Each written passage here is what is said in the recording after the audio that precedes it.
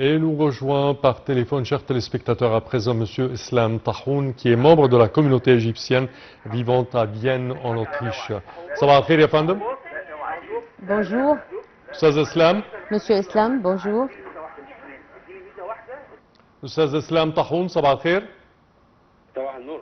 Bonjour. بداية لو حضرتك تقدر تكلمنا عن الإقبال Veuillez على nous الانتخابات parler التشريعية de l'affluence des électeurs pour voter aux législatives, au premier jour des législatives de 2025. Comment ça s'est passé hier? Au début, je voudrais d'abord vous saluer et saluer tous les spectateurs.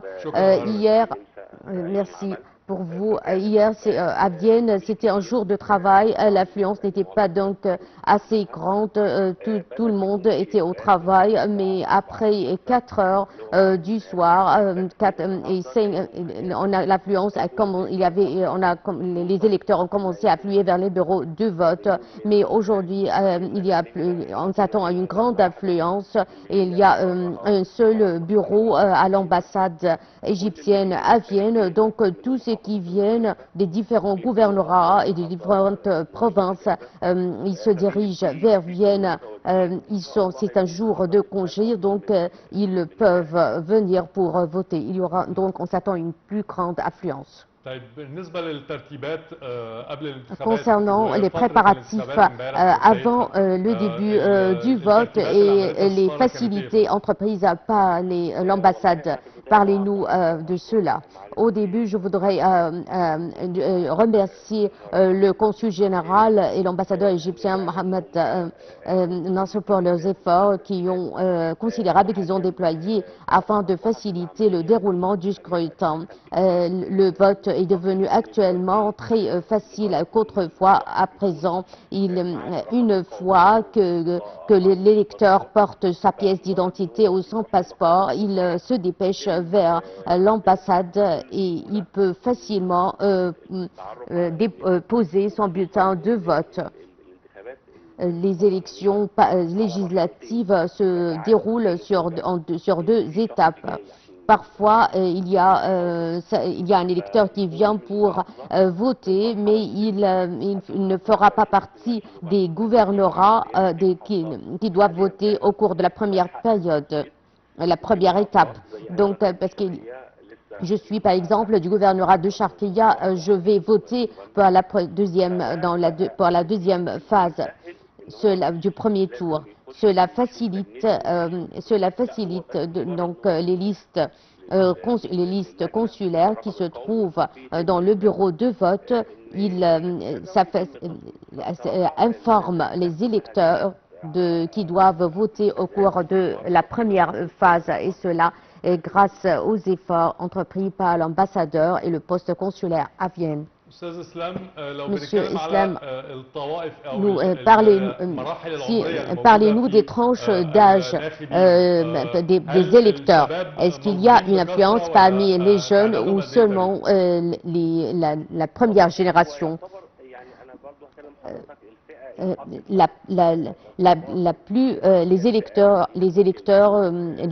L'affluence est déjà, la participation des électeurs parmi les jeunes n'est pas assez grande. On peut parler à partir de 20 ans, on trouve des jeunes, mais la plus grande participation, c'est parmi les personnes qui sont plus âgées de 20 ans.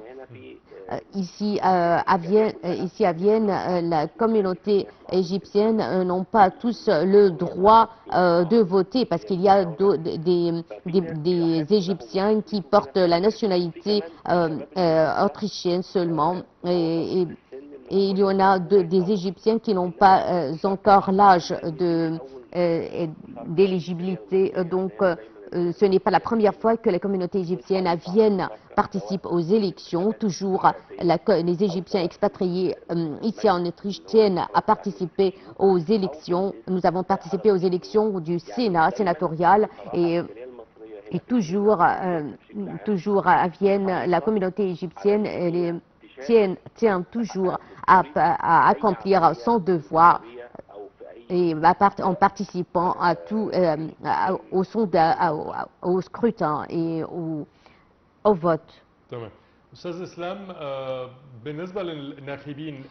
Concernant les électeurs et quelles sont leurs aspirations en ce qui concerne le nouveau Parlement. En tant qu'Égyptiens expatriés, nous ambitionnons que le nouveau Parlement 2025 soit en communication continue avec les expatriés égyptiens, parce qu'à présent, il y a des représentants des Égyptiens à l'étranger. Il y a 8 sièges qui représentent les expatriés égyptiens. Donc, nous ambitionnons qu'il y aura plus de communication entre les expatriés égyptiens et leurs députés au Parlement. En tant à titre personnel, pour savoir à qui je dois donner ma voix, donc je dois être informé de mon candidat, des différents candidats. Donc, s'il y a un contact, une communication entre les députés et les expatriés égyptiens, cela facilitera dans l'avenir le vote. Chaque année, la conférence qui se tient chaque année en Égypte pour les expatriés égyptiens, on a déjà formulé nos recommandations à cet égard. Nous ambitionnons que le nouveau Parlement, que la nouvelle Chambre des députés accordera plus d'attention aux expatriés égyptiens.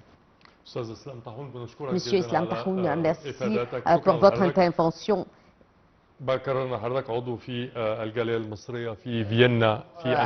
Comme l'association égyptienne à Vienne, en Autriche. Et nous poursuivons, chers téléspectateurs, à présent notre prochaine information. Le directeur exécutif de l'Autorité nationale des élections ANE, le conseiller Ahmed El-Bendari, a tenu hier plusieurs conférences de presse depuis la salle des opérations centrales au siège de l'Autorité nationale des élections.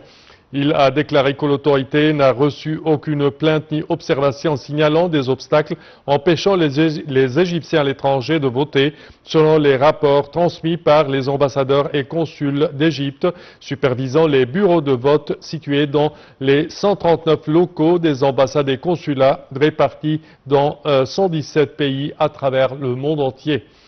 Le conseiller Bendari a affirmé que l'autorité a constaté une forte affluence des électeurs dans plusieurs pays arabes, notamment l'Arabie Saoudite, le Koweït et les Émirats arabes unis, pour participer et voter lors de la première phase des élections législatives correspondant au début du vote des Égyptiens résidant à l'étranger.